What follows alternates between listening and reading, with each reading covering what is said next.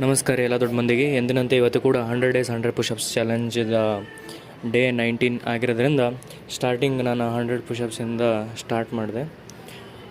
Push-ups ಇಲ್ಲಿ ಹೊಡಿಬೇಕಾದ್ರೆ ನಿಮ್ಗೆ ಫಾಸ್ಟಾಗಿ ಹೊಡಿಯತ್ತೀನಿ ಅಂತ ಅನಿಸ್ಬೋದು, ಬಟ್ ಅದು 14x ಒಳಗೆ ಇಟ್ಟಿದ್ದೆ.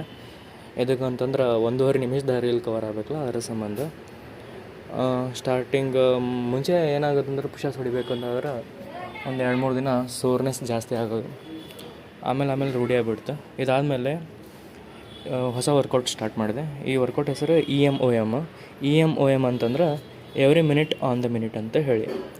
ಈ ವರ್ಕೌಟ್ ಒಳಗೆ ನಾನು 3 ಎಕ್ಸಸೈಸ್ನ ಇನ್ವಾಲ್ವ್ ಮಾಡ್ಕೊಂಡಿದ್ದೆ: ಪುಷಪ್ಸು, ಸ್ಕ್ವಾಟ್ಸು, ಆಮೇಲೆ ಪುಲಪ್ಸು.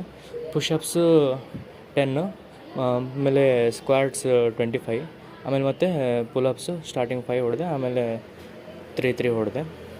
ಇದೊಂದು ಒಳ್ಳೆ ಎಕ್ಸಸೈಸ್, ಯಾಕಂತಂದ್ರೆ ಇದರಿಂದ ನಿಮ್ಗೆ ಮಸ್ಕುಲೋಸ್ಕೆಲೆಟಲ್ ಮತ್ತು ಕಾರ್ಡಿಯೋ ರೆಸ್ಪಿರೇಟ್ರಿ ಎಂಡ್ಯೂರೆನ್ಸ್ ಜಾಸ್ತಿ ಆಗುತ್ತೆ. ಮತ್ತು ಇದು ಹೈಪರ್ಟ್ರೋಫಿ ಮೇಲೆ ಫೋಕಸ್ ಮಾಡೋಲ್ಲ, ಎಂಡ್ಯೂರೆನ್ಸ್ ಮೇಲೆ ಜಾಸ್ತಿ ಫೋಕಸ್ ಮಾಡುತ್ತೆ. ಇದನ್ನ ನೀವು ನಿಮ್ಮ ಶೆಡ್ಯೂಲ್ ಒಳಗೆ, ವರ್ಕೌಟ್ ಶೆಡ್ಯೂಲ್ ಒಳಗೆ ಇನ್ಕ್ಲೂಡ್ ಮಾಡ್ಕೋಬೋದು. ಯಾಕಂತಂದರೆ ಇದರಿಂದ ಇಂಟ್ರೆಸ್ಟಿಂಗ್ ವರ್ಕೌಟ್, ಬಿಕಾಸ್ ನಿಮ್ಗೆ ಬೋರ್ ಅನ್ನೋದಾಗಲ್ಲ, ಇಂಟ್ರೆಸ್ಟಿಂಗ್ ಆಗಿರುತ್ತೆ. ಮತ್ತು ನೀವು ವರ್ಕೌಟ್ ಮಾಡೋದು ಗೊತ್ತಾಗಂಗಿಲ್ಲ, ಅಂದರೆ ಟೈಮ್ ಹೋಗೋದು ಗೊತ್ತಾಗಂಗಿಲ್ಲ. ನೀವು ಇದನ್ನ ಟ್ರೈ ಮಾಡಿರಿ. ಮತ್ತೆ ಸಿಗೋಣ ನೆಕ್ಸ್ಟ್ ವೀಡಿಯೋ ಒಳಗೆ.